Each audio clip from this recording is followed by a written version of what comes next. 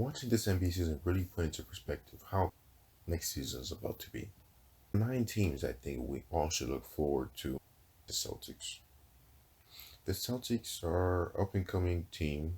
Jason Tatum made the All NBA third team, and he's always made improvements each and every year. Jaylen Brown showed some signs where he could be a really good number two option. Kemba Walker is always there. They have Marcus Smart, so their core is still intact. I think they should have been in NBA Finals because when I'm looking at their team, talent wise, they just were better than Celtics. But Celtics are exposed to just outcoach Brad Stevens, and we saw what happened there. So my prediction is Celtics make conference finals again. I don't know against who, but I feel like with their talent alone, they can make conference finals pretty easy. 76ers, I don't know about the 76ers to be honest. Because they have a new coach, Doc Rivers, and people could see that Tobias Harris played the best under Doc Rivers when he was with the Clippers. But I don't know. Doc Rivers was a coach that they should get. And we still don't know what's going to happen between Ben Simmons and Embiid. Because, yes, but they're both good in their own rights. They just don't mesh well together. The Raptors.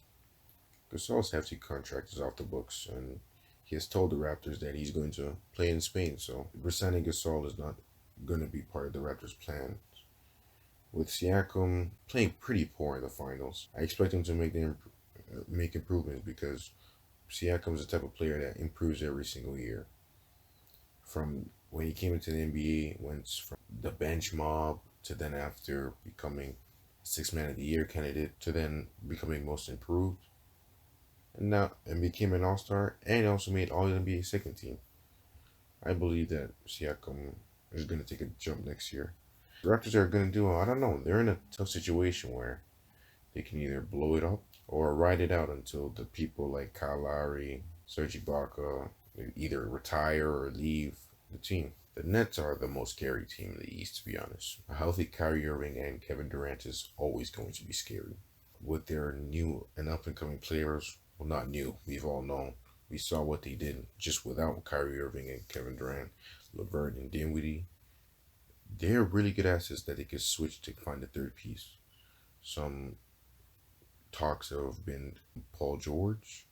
I doubt that would happen, but they have a lot of assets and they could really flip them. And they also said Joe Harris is a priority, so I wonder what they're going to do with Joe Harris because he's going to be up for an extension. The Lakers won a championship, so there's nothing really to say. Danny Green and KCP are both tradable contracts, so I could see them coming, maybe getting Chris Middleton. I don't know if Bucks would take his deal with that, but I could see them getting a decent player, maybe all-star caliber with LeBron and Anthony Davis, because we already saw that those two as a tandem was really hard to beat. I think a really good shout for the Lakers is JJ Redick. JJ Redick just fits what they need desperately. They need a consistent shooter. They don't need a defensive player. Danny Green. If JJ Redick was Danny Green, even for one game, the game probably wouldn't have went to 6 games, if we're being honest. Clippers, even though they had a letdown season, you still can't rule them out because they have so much talent. They have one of the best benches ever, having Reggie Jackson, Montrezl Harrell, Lou Williams. That's probably one of the best benches I've ever heard or ever seen. They have Paul George, even though he also had a bad season. I think they have to. They're still a contender either way. Warriors are the most interesting team this offseason and this upcoming season. Last year, they faced major injuries for the first time, with Klay Thompson being out, Steph Curry being out. And the Warriors, I don't think they tanked, but they wound up getting the second overall pick. And with Andrew Wiggins, they could trade him too for a great deal. The sky's the limit to the things that they could get for that second overall pick, because the draft is not that deep as a lot of people are saying. And Wiggins' contract is ridiculous, making around 34, 35 mil. For someone that only averages 20 points with all the athleticism, still is a letdown. The Warriors, and depending on what they do in the offseason, they're already top two, I think, to make it out the East. And a lot of people have forgotten how good Steph Curry is, which Miami were the finalists. I think Miami will do a lot. I don't think this offseason will be Miami's year. I think the next offseason is when Miami will do the most, because next year is going to be a really crazy free agency. Miami's core is really good. They have a good combination of young guys like Kendrick Nunn, Derrick Jones Jr. They have Bam Adebayo. They have Tyler Hero and Dougie Robinson. So they have a good core.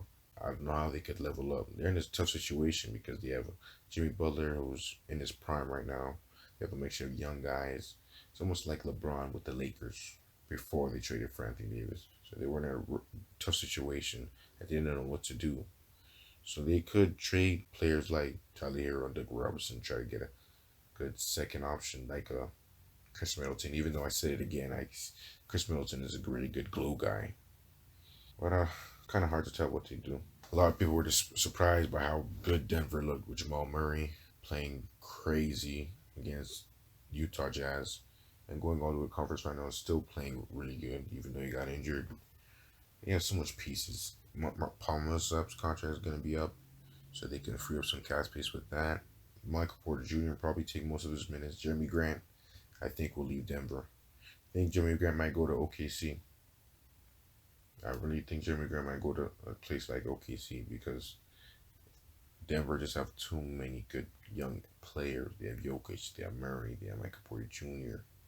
They have Gary Harris. Even though he's getting up there, he's still not in his prime yet. Even though he's a good role player, they have a lot. They have a lot of just glue guys. They have a lot of they still have Will Barton. So they have a surplus of good quality NBA players. So they could do a lot of things also in the offseason. All in all, most likely it could be a four-headed race for the NBA championship. And my pick is Celtics and Nets in the conference finals, and Warriors and Lakers in the conference final for both conferences.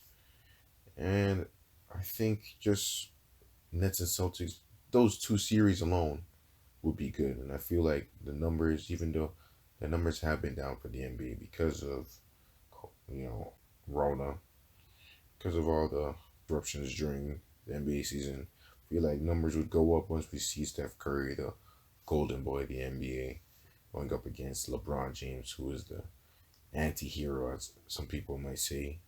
After we have KD, who could match up against Warriors or Lakers. We all want to see Durant versus LeBron one more time before LeBron leaves. And with Celtics, a new upcoming team that could dethrone the king or the Splash Brothers. So that was my breakdown of the next upcoming season. If you like the video, subscribe. I'm kind of new to this, so expect more videos to come.